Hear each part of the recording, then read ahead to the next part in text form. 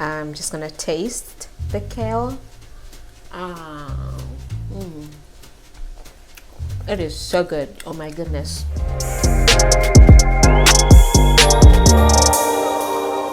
Hello. Welcome to Food Like It Should Be. My name is Juliet Papa. In Kenyan households and East Africa in general, kale or sukumawiki is the #1 vegetable you will find. In this episode, I'm going to share with you a simple, delicious kale recipe that you can prepare as a side for your lunch or dinner. A medium-sized onion chopped, and a tomato sliced into very thin slices, and 1 tablespoon garlic ginger minced, and a teaspoon of salt and pepper to taste. As with most vegetables, obviously before cooking them you have to wash them thoroughly to get rid of any microorganisms that could be present, and also soil and debris. So I'm going to be washing my kale like so. And after that, I'm going to destem my kale. Some people do prefer to cook their kale or collard greens with the stems on, but I usually find them very hard in texture and harder to flavor. So I usually just destem my kale or collard whenever I have to make this recipe. Like I mentioned, this type of kale or collard is not available everywhere in the world, so you can substitute one for the other. And I'm going to be chopping my kale, and as you can see, I got rid of all the stems, and they're a good amount of size, so it's definitely gonna make a difference in your recipe if you add or remove the stems. So I'm just gonna chop my kale in very thin slices, like so. And the whole point of chopping it into very small sizes is to increase the surface area for when I'm going to be stir frying it. You want every part of it to catch oil, which plays a very significant role in the flavor when it is all cooked. And this is how it looks like. And you're gonna take a large skillet.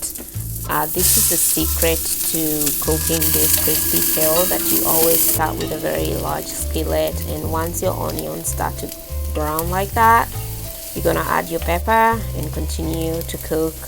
And once they get to your desired color, add the kale like so, and spread it evenly into as thin layer as you possibly can on the skillet, on a very hot medium high heat skillet.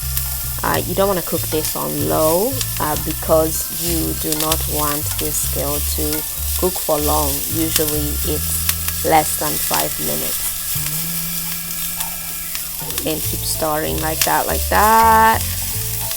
And if you look closely, you can see a lot of the water getting evaporated, and that is the whole point. And once all the water evaporates, we are going to be adding our minced ginger and garlic, and this is the flavor aspect of this recipe. You don't want to add your garlic before you add your kale because it overcooks and gets very sticky on the skillet. So you want to add it once your vegetables have withered, and then you're going to get an extra piece of cooking stick and toss them around like that, and mix evenly and distribute the flavor all over like that. And once you're done, we are going to add our salt. So remember, I didn't add the salt at the beginning because you don't want your vegetables to start sweating.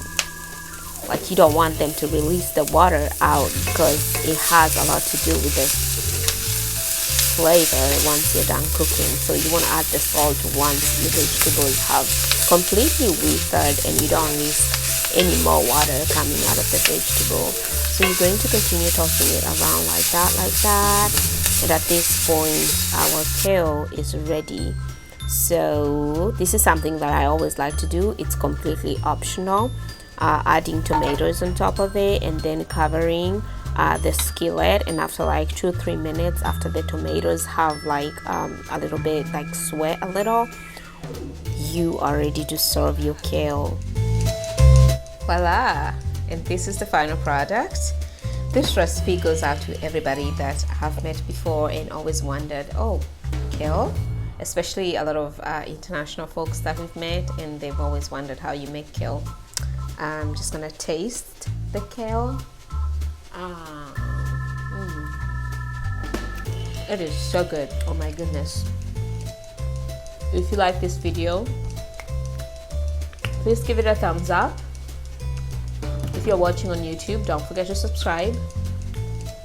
On Facebook, follow. Until next time, bye.